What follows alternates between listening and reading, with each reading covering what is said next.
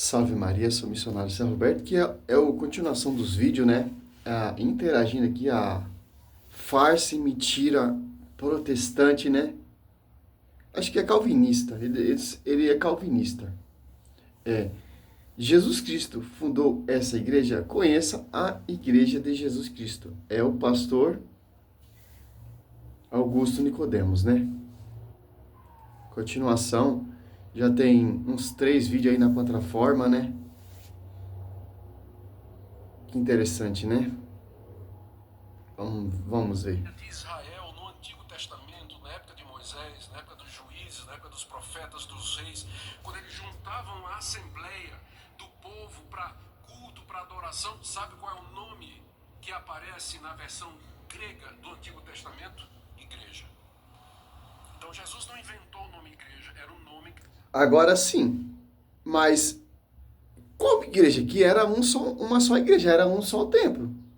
No Velho Testamento que você citou, era uma só forma de culto, não tinha divisões que você vê hoje em dia aí. E essa igreja que você citou no Velho Testamento, a Assembleia, é uma só igreja, certo? E é prefiguração da verdadeira igreja que Cristo vai fundar, sob o pastoreio da Quefas, certo? Só para entender o Velho Testamento, são a sombra dos bens vindouros, Hebreus 10, 1. Para preparar você para entender a nova aliança. A velha aliança é para você entender a nova aliança. O que está oculto no Velho Testamento se realizou no Novo Testamento. Se dava ao povo de Deus no Antigo Testamento. Só que agora ele diz minha igreja. Ou seja, é a mesma igreja do Antigo Testamento. E aí você tem a continuidade. É o mesmo povo de Deus do Antigo Testamento. Só que agora com esse conhecimento de que o Messias chegou e é Jesus de Nazaré. Com esse conhecimento, a minha igreja, a igreja de Cristo, é o povo de Deus desde toda a eternidade, agora com essa revelação, agora sabendo isso, que Jesus de Nazaré é o Cristo, Filho do Deus vivo. Essa é a igreja dele, é o povo dele.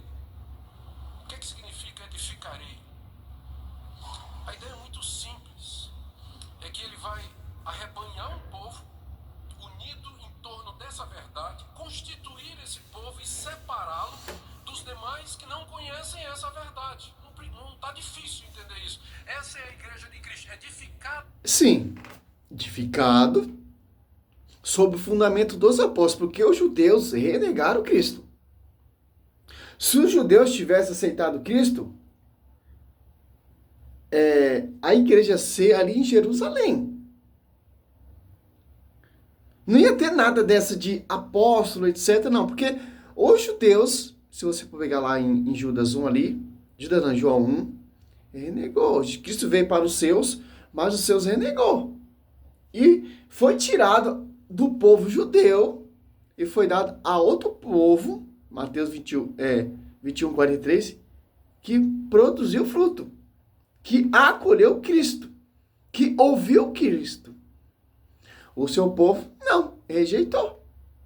Por isso que ali, se você for ler livro de Atos dos Apóstolos, é um livro de travessia. A igreja ali em Jerusalém, e o livro de Atos dos Apóstolos termina quando Paulo chega em Roma, que vai ser ali o martírio de Paulo e Pedro, os dois maiores colunas que derramaram sangue ali. Por isso que a sede é ali agora. É o povo eleito, que Cristo escolheu, que Cristo enviou os apóstolos em 2. Por isso que é edificado sob o fundamento dos apóstolos.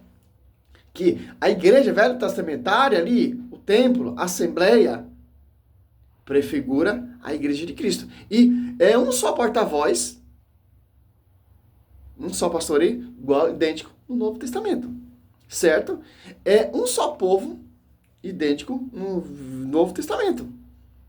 Se você pegar João 10, 16, você vai ver. Tem outras ovelhas que não é desse aprisco. Certo? É sobre ti, Pedro, eu edificarei a minha igreja. Para você entender que foi edificado uma igreja que Cristo fundou. Porque a minha igreja, porque é a minha esposa. Efésios 5, 22. Cristo amou de tal maneira a igreja, como marido, amai vossas mulheres, como Cristo amou a igreja e se entregou por ela. Olha só. Então, a igreja é a esposa do Senhor. Não é a igreja bagunçada, não é as igrejas. E essa igreja, Augusto Nicodemo, tem um pastor universal. Tem um pastoreio. Tem uma hierarquia. 1 Coríntios 12, 28. Ó. Olha só.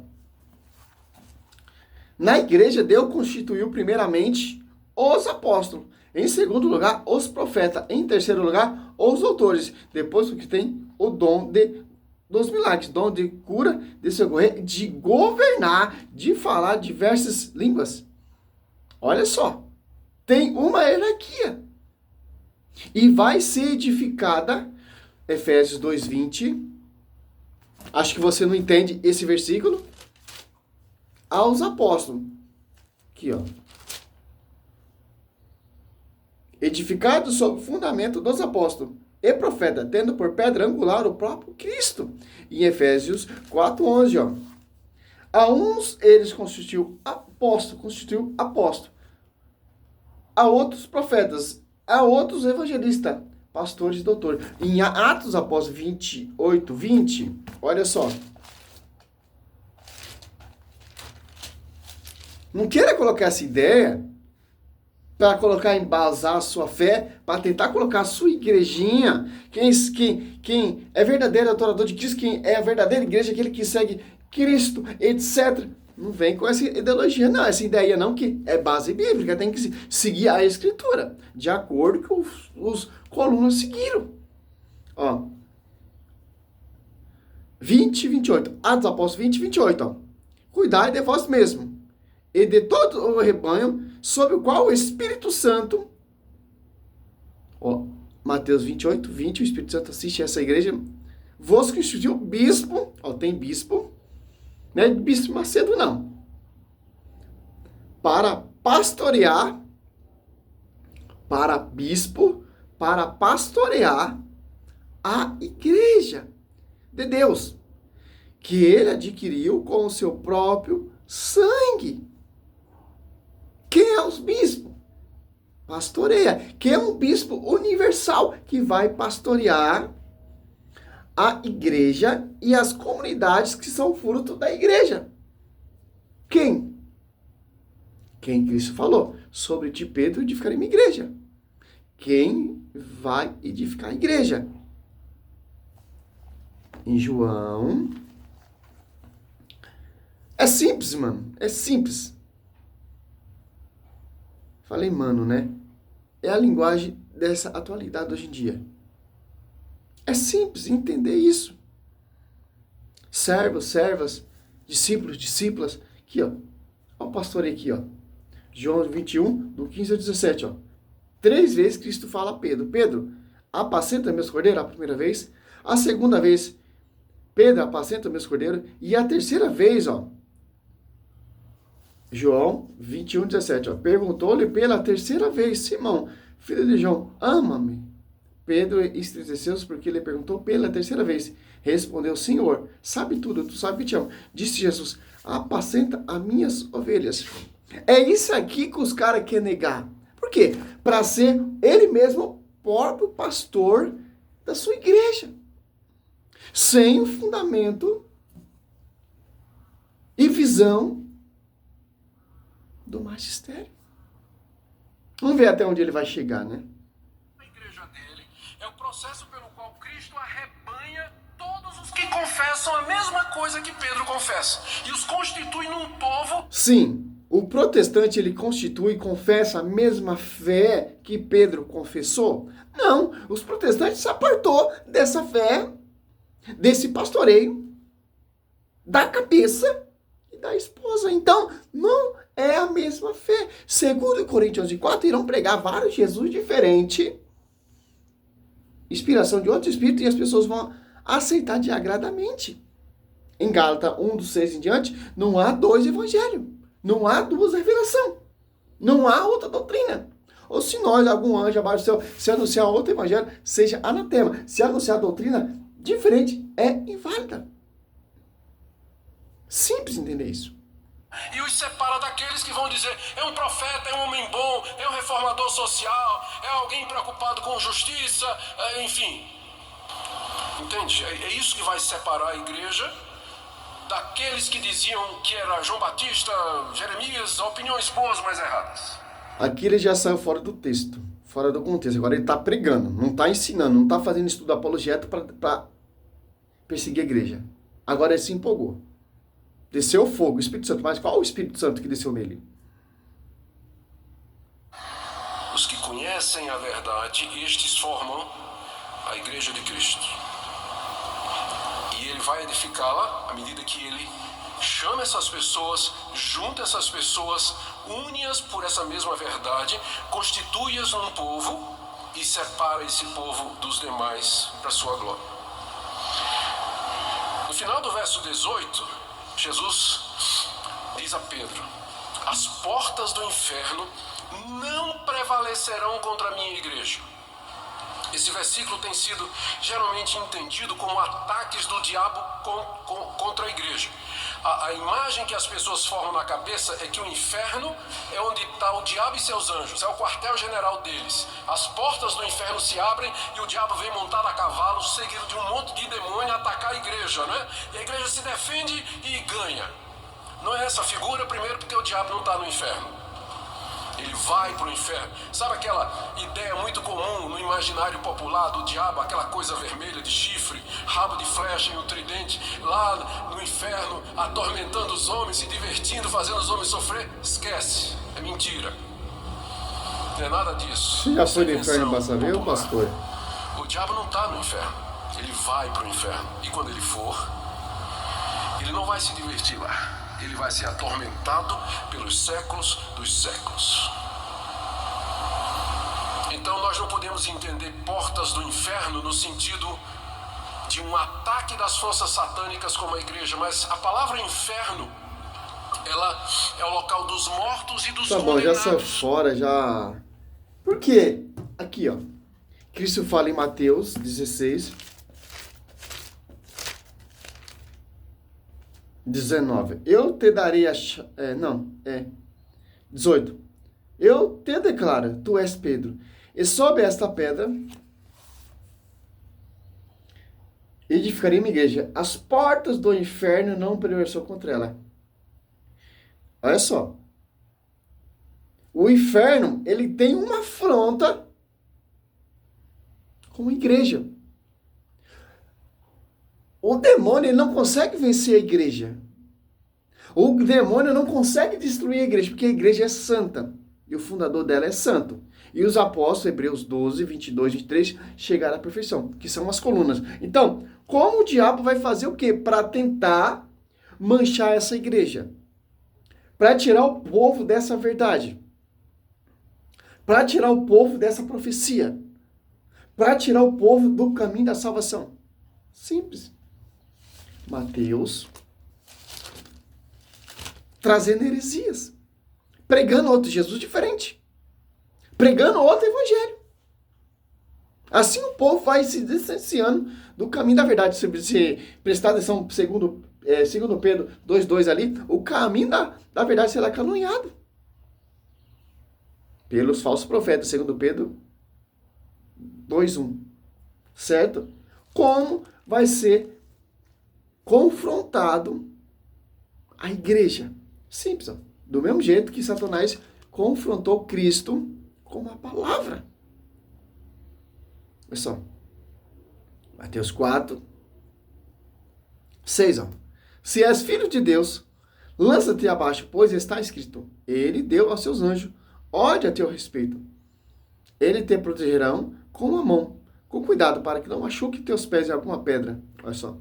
Satanás usando Salmo 91. A Bíblia Católica é o Salmo 90. Então, se você prestar atenção e meditar, olha só, 2 Coríntios 4, porque quando aparecer alguém pregando outro Jesus diferente daquele que nós temos anunciado, temos pregado, né? Ou você está de receber outro espírito. Ó. Olha a afronta aqui contra a igreja. Quem é esse outro espírito? Mateus 4, versículo 6. Satanás está pregando ali para Cristo a palavra. Olha só. De frente, do que haveis recebido outro evangelho diverso, do que haveis abraçado igualmente, aceitai. As pessoas vão aceitar esse evangelho diferente. Não vai aceitar mais o evangelho que foi confiado às colunas que edificaram a igreja. E esse caminho, na verdade, será caluniado por esse outro espírito e por esse Jesus diferente, por esses vários evangelhos diferentes. Que esse pastor está fazendo agora. A Pedro não é a pedra. Pedro não é o Papa infalível. Pedro renegou Cristo. Como a gente vai colocar nossa fé no homem falho, como diz o Rodrigo Mocelin, que é o mesmo estudo do reverendo, deve ser discípulo do pastor, né? Que interessante, é simples entender isso. Agora se abre ali em 2 Pedro, a carta a 2 Pedro, né? Olha só.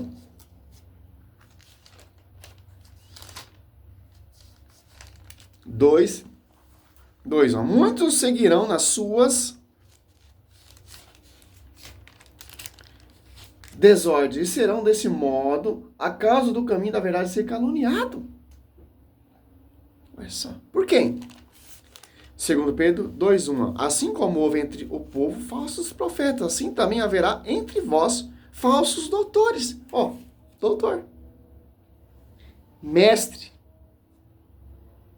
Sem o fundamento dos apóstolos.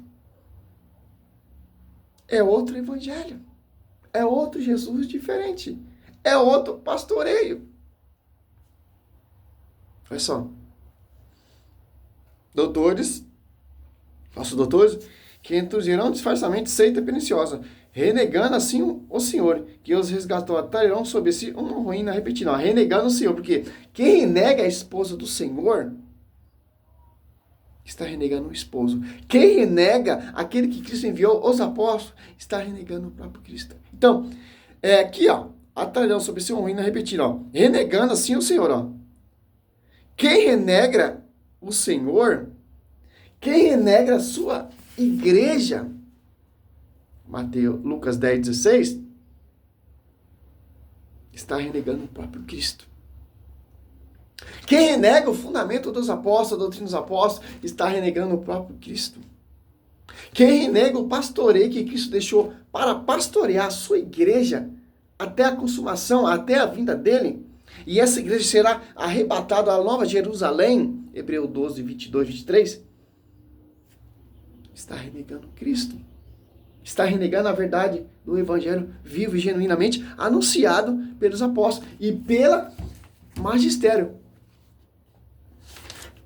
Quem renega o magistério está renegando Cristo. Nós somos guiados pelo magistério. O catecismo aqui, ó, 77, para que o evangelho sempre conservasse inalterado. Ó. Por quê? Pelo magistério. Por quem? Pelas colunas. Por quê? Os bispos são sucessores dos apóstolos, que têm por missão manter a integridade. Certo? Bispo, ó, inalterado, vivo na igreja. Os apóstolos deixaram como sucessor os bispos, a ele transmitindo seu próprio encargo de magistério, como é feito a pregação apostólica, expressa de modo especial. Nos livros inspirados deve ser conservada por sucessão contida até a consumação dos tempos. Agora, ó, você pega aqui 85, Catecismo, o Magistério da Igreja, ó, ofício de interpretar a palavra de Deus, escrita ou transmitida, foi confiado unicamente ao magistério vivo da igreja, cuja autoridade é exercida em nome de Jesus Cristo. Isto foi confiado aos bispos, em comunhão com o sucessor de Pedro, o bispo de Roma. Olha só que interessante.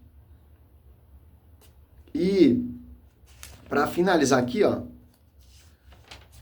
Olha só.